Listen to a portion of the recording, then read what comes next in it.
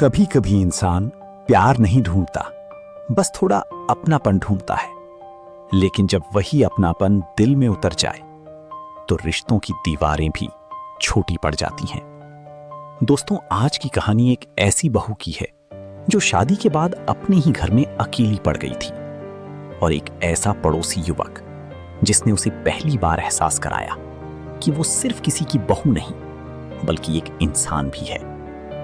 लेकिन उनका रिश्ता समाज की नजरों में गुनाह था। आखिर ऐसा क्या हुआ कि दोनों की जिंदगी हमेशा के लिए बदल गई? जानने के लिए कहानी को अंत तक जरूर देखिए। उत्तर प्रदेश के एक छोटी से शहर में रहने वाली नैना की शादी बड़े धूमधाम से हुई थी। उसका पति राहुल शहर में प्राइवेट नौकरी करता था। शादी के शुरुआती कुछ दिन तो अच्छे गुजरे, लेकिन धीरे धीरे नैना समझ गई कि राहुल के पास उसके लिए समय ही नहीं था। सुबह ऑफिस, रात को मोबाइल और छुट्टी के दिन दोस्तों के साथ घूमना। नैना पूरे दिन घर के काम करती, सास के ताने सुनती और रात को अकेले रोती रोते सो जाती। उसे लगता था शायद शादी के बाद हर लड़की की जिंदगी ऐसी ही होती है। नैना के घर के सामने एक छोटा सा किराए का मकान था। वहां रहता था अमन। अमन करीब 26 साल का सीधा साधा लड़का था। वो बच्चों को ट्यूशन पढ़ाता था और अपनी बूढ़ी माँ के साथ रहता था। अमन अक्सर बालकनी में बैठकर किताबें पढ़ता रहता। एक दिन अचानक नैना की नजर उस पर पड़ी। अमन ने मुस्कुराकर कहा, नमस्ते भाभी जी। नैना ने भी हल्की सी मुस्कान दे दी। शायद कई महीनों बाद उसने किसी से प्यार से बात सुनी थी। धीरे धीरे दोनों की बातचीत शुरू होने लगी। कभी अमन सब्जी का थैला उठा देता, कभी बिजली का खराब स्विच ठीक कर देता। नैना को पहली बार लगा कि कोई उसकी परवाह करता है। एक दिन बारिश बहुत तेज हो रही थी। नैना छत पर सूख रहे कपड़े उतार रही थी। अचानक उसका पैर फिसला। तभी पीछे से अमन ने उसे पकड़ लिया। कुछ पल के लिए दोनों एक दूसरे की आंखों में देखते रह गए। नैना का दिल जोर जोर से धड़कने लगा। उस रात वो देर तक सो नहीं पाई। उधर राहुल अब पहले से ज्यादा बदल चुका था।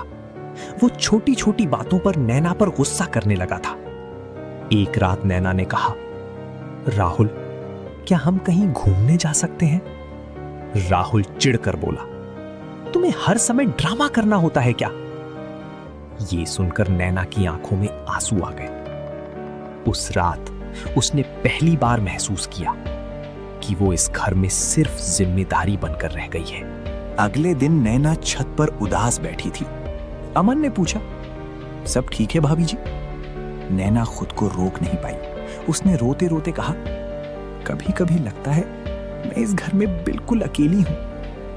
अमन कुछ देर चुप रहा, फिर बोला, हर इंसान को सिर्फ खाना और घर नहीं चाहिए होता, थोड़ा प्यार और सम्मान भी चाहिए होता है। ये शब्द सीधे नैना के दिल में उतर गए। अब दोनों अक्सर बातें करने लगे। नैना को अमन के साथ सुकून मिलता था। वो उसकी बातें सुनता, उसकी हंसी की वजह बनता।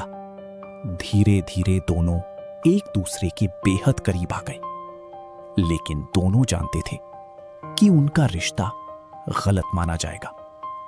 एक शाम अमन ने कहा, काश हम पहले मिले होते। नैना की आंखें भर आईं। उसने धीरे से कहा, कुछ रिश्ते किस्मत में सिर्फ अधूरे रहने के लिए आते हैं। मोहल्ले में लोगों ने दोनों को बात करते देखना शुरू कर दिया था। धीरे धीरे कानाफूसी होने लगी। एक दिन राहुल की मां ने नैना को डांटते हुए कहा, बहू होकर गैर मर्दों से हंस हंस कर बातें करती हो, शर्म नहीं आती? नैना चुपचाप रोती रही। उधर अमन ने भी दूरी बनानी शुरू कर दी। उसे डर था कि कहीं नैना की बदनामी ना हो जाए। लेकिन दूरी बढ़ने के बाद दोनों और ज्यादा टूटने लगे। एक रात बिजली चली गई थी। पूरा मोहल्ला अंधेरे में डूबा हुआ था। नैना छत पर खड़ी रो रही थी। तभी पीछे से अमन आया। उसने कहा, मैं कल ये शहर छोड़कर जा रहा हूं। नैना का दिल जैसे रुक गया। क्यों? उसने कांपती आवाज में पूछा। अमन बोला, क्योंकि मैं नहीं चाहता कि मेरी वजह से तुम्हारी जिंदगी बर्बाद हो जाए। नैना रो पड़ी। उसने पहली बार अमन का हाथ पकड़ लिया। कुछ लोग जिंदगी में बहुत देर से आते हैं अमन, लेकिन दिल में हमेशा के लिए बस जाते हैं। दोनों की आंखों से आंसू बह रहे थे, लेकिन वो जानते थे उनका मिलना शायद किस्मत को मंजूर नहीं था। अगली सुबह अमन अपनी मां के साथ करीब 2 साल बाद, एक दिन राहुल का एक्सीडेंट हो गया। उसकी नौकरी भी चली गई। अब घर की सारी जिम्मेदारी नैना पर आ गई। नैना ने सिलाई का काम शुरू किया। दिन रात मेहनत करके उसने पूरे घर को संभाला। तभी एक दिन दरवाजे पर दस्तक हुई। नैना ने दरवाजा खोला। सामने अमन खड़ा था। नैना की आंखें नम हो गईं।